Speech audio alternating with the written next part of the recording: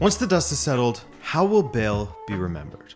The multi-Champions League winning mercurial talent who played an integral role in a few of Real Madrid's European successes and helped lift his nation to levels they've not seen for decades, or the contract rebel who is constantly whistled by fans and scrutinized by the likes of Marca or El Chiringuito. Hey guys, I'm Adrian. Welcome back to Rabona TV. I know, it's been a week. I needed to take some time after the club season to just chill a bit, read a bit, garden, play Rocket League, and just generally not pay attention to social media or YouTube. But we're back now, feeling refreshed, feeling motivated, and feeling like a look into the interesting character that is Gareth Bale. Because as I was relaxing, as I was watching the qualification playoffs, while thinking back to how he left Real Madrid, how casual he was with the fact that he called time on his Real Madrid career essentially a couple years ago, and he feels no need to feed his ego and play regularly. He feels no need to prove something to anyone when it comes to club football. And I mean, who can speak to his achievements at that level? Nobody, really. Well, he still feels so much motivation at the national level. It's just, I don't know, he's unique in that sense. And we'll get to that after we thank our sponsors for this video, OneFootball. If you're trying to keep track of Bale and where he'll end up, or Real Madrid's transfer dealings, or even Wales and every match they will play in the lead up to the World Cup, then our sponsors for this video, OneFootball, have the perfect app for you. Just download it on iOS or Android, then follow the players, teams, national teams, or competitions that you are interested in, and your homepage will be curated to fit your interests and keep you up to date with notifications of any breaking news. Plus, you can follow transfer stories via their transfer rumor raters or follow matches live with their match tickers when you're on the go. Missed a match? It's all good, as there is plenty of media to take in, such as highlights and interviews with players in OneFootball's video section, incredible articles to take in from your favorite publishers, and so much more. As mentioned, you just got to use the link in the description to download OneFootball, and you're on your way to football enlightenment for free. So thanks, OneFootball. Appreciate you, and let's get started. We've done a video on Gareth Bale's clashes in Spain in the past. In fact, that video may be how you found Rabona TV, as it's one of our top performers on the channel in general. That goes back a few years now. So if you want to look into the older history of Bale at Real Madrid, we're talking about around 2019 and earlier, then definitely go ahead and check that one out. But more recently, Bale has pulled no punches when it comes to how he has acted at Real Madrid. No doubt, he feels his behavior has been justified, and honestly, it's difficult to sort through all of this. It's a bit of a chicken and the egg situation when it comes to Bale and his treatment in Spain. From his point of view, why does he have to, become Spanish, as some of his teammates have alluded to, when speaking about how Bale doesn't join in on the Spanish customs, traditions, or lifestyle choices? From Bale's point of view, why can't he simply be a player for the club as an employee would be for a company? Why can't he just show up, put in work for Real Madrid, and leave it at that? In his point of view, hasn't he already done enough for the club where they can look past these kinds of things? Then there's the whole notion of injuries, which have shown face once again this season as a point of contention between Bale, Real Madrid, and the Spanish media/supporters. From the club's point of view, Bale doesn't prioritize being fit for Real Madrid, and he has an apathetic point of view when it comes to his availability to the side. While Bale no doubt feels that he has been blamed for his injury records, which are somewhat out of his control, or at least he was at one time, and that affected his relationship with Zidane and the club, and now he's being accused of almost weaponizing his injuries in Spain, seen as someone who lies to the club about his injuries, and then they vanish when it comes time for him to represent Wales.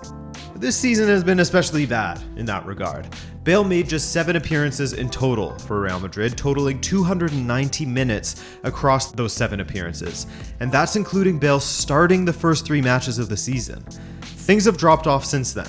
If you are to scroll through his record this season, you would see things such as his infamous calf injury listed as a reason for him not being available, as well as back trouble scattered across the injury and match record. But that has been a product of debate amongst Real Madrid supporters and the media, naturally. Very closely intertwined in some respects. The two things that must annoy some sects of Real Madrid's fan base, and of course certain sects of the media when it comes to Bale, showed up after the September international break of this season.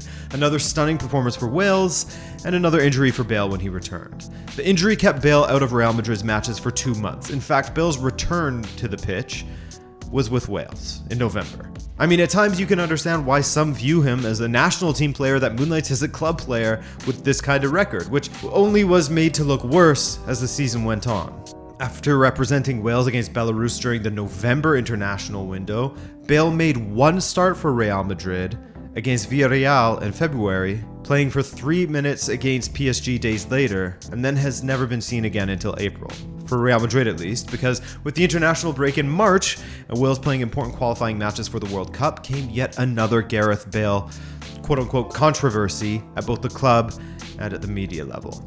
In March of 2022, Bale declared himself unavailable to play in El Clásico, the very same Clásico that saw Barcelona smash Real Madrid 4-0 at the Bernabeu. And while it was believed that Bale would fill in for Benzema as he had done so in February of that same season, he was left out of the squad, with Ancelotti shrugging after the match and saying, quote, he wasn't up to playing. Now there's an answer that leaves a ton of room for interpretation. 4 days after Real's embarrassing result against Barcelona, Gareth Bale played a stunning match for Wales and their World Cup qualifier against Austria, scoring a brace of world-class goals and furthering the sentiment amongst some fans and media in Spain that he really isn't bothered about Real Madrid and will prioritize Wales over the club, and golf of course. That was furthered by a Marca article, often Marca cited as the mouthpiece for Perez, written by Manuel Julia, which said the following. Brace yourself for this. The Bale parasite comes from the cold and rains of Britain. It settled in Spain at Real Madrid, where, disguising its intentions, it first showed diligence and love for the grass, but soon its nature brought it to suck blood without giving anything in return. More than blood, it sucked and sucked the club's euros. Unlike others of its species, like the flea, the louse, or the bedbug, the Bale parasite does not produce pain or sickness in its grass, but after sucking, between smiles, and messing around, shows a tongue-in-cheek disrespect for that off which it lives. To this, you can understand why Bale said, quote, no, I don't need to send a message, honestly. It's a waste of my time. It's disgusting and they should also be ashamed of themselves. End of. That was in reply to when Bale was asked about his celebration and if he needed to send a message to Marca. Whether Marca writers such as Manuel Julia will be happy that Bale has left Real Madrid or not is completely up for debate, as the Welshman has been a lightning rod for clicks, no doubt, given how divisive he is in Spain. The last time he played for Real Madrid was a 16-minute cameo in a 2-0 victory over Getafe on April 9th, 2022. And while some will argue that, hey, perhaps Ancelotti just doesn't like him, the general impression from Madrid is that Carletto wanted to utilize Bale more often, but his lack of availability will have caused Ancelotti to rely upon other players in the squad. A mix of Bale being unavailable, truth of which is up for debate, and Ancelotti leaning on other members for this season in particular. Of note, Hazard was utilized sparingly as well, as he looks to get fully fit for next season. Those 16 minutes against Getafe brought an end to his Real Madrid career, as he wouldn't feature anymore, but would finish with 5 Champions League titles from his time with Real Madrid, even if the latest one saw him play just 7 minutes across 2 appearances in Real Madrid's Champions League run. With the conclusion of his Real Madrid contract after 9 years with the club, Bale released a message to the fans, which I think is important to go over here. As he said, quote, I write this message to say thank you to all my teammates, past and present, my managers, the backroom staff, and the fans that supported me. I arrived here 9 years ago as a young man who wanted to realize my dream of playing for Real Madrid, to wear the pristine white kit, to wear the crest on my chest, to play at the Santiago Bernabeu, to win titles and to be part of what it's famous for, to win the Champions League. I can now look back, reflect, and say with honesty that this dream became a reality and much, much more. To be part of this club's history and to achieve what we achieved while I was a Real Madrid player has been an incredible experience and one I will never forget. I also want to thank President Florentino Perez, Jose Angel Sanchez, and the board for giving me the opportunity to play for this club. Together, we were able to create some moments that will live forever in the history of this club and football. It has been an honor. Thank you, Hala Madrid, Gareth Bale. To be fair to Real Madrid supporters, there wasn't any whistling of the Welshman during their trophy presentation to close out the season at the Bernabeu. In fact, some even were chanting his name as he said goodbye to the crowd and the club with his family. But it does indeed call into question just how he will be remembered, as there are almost 2 Bales in a sense. We're getting into opinion territory here, now that we've dealt with all of the pieces to this Bale puzzle, and now we try to sort out how he will be remembered. The easy answer is that we simply don't know yet. Often with time, we forget about the negatives with players and managers from their past and just look to their conquests and their achievements throughout their career. To do so with Gareth Bale would see him as one of the elite players to have passed through football, especially when you look to some of his clutch performances en route to some of Real Madrid's trophies since he has been with the club. But then you look at how things have transpired in the last few years, with Zidane saying it would be better for everyone if he left the club, his last-minute transfer to China getting rejected by Florentino Perez, and then how that almost became more of a turning point when it came to Bale and his commitment to Real Madrid versus his commitment to Bales. It's almost as if he viewed Real Madrid as getting in the way of his move away from the club, something that would have been good for everyone, and so he felt no need to go out of his way to put Real Madrid as a priority. Agree or disagree, this is the stance that was taken.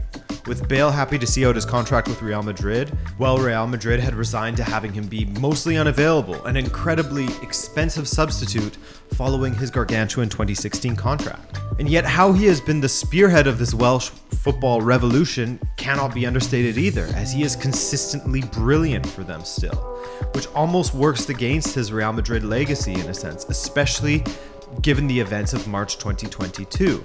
It's almost as if he's so casual about the fact that he gets to play for Real Madrid, and there's something almost admirable. I mean, if you're a Real Madrid fan, you're not going to like to hear this, but it's almost insane, and you almost have to back him for it, that he's so casual with what he's achieved in football. Real Madrid supporters, of course, will say that it's disrespectful how he's treating the club, but from an outsider's point of view, it's almost admirable how he's just sort of going through the motions and so casual about what he's achieved, and he can still show during the international breaks how much he has to offer as a player. It's really, really weird. Anyway, speaking of the international breaks, the country of 3.1 million people hadn't been to a major tournament since 1958, as Bale and the national side not only qualified for Euro 2016, but made a deep run to the semi-finals as well before bowing out to Portugal.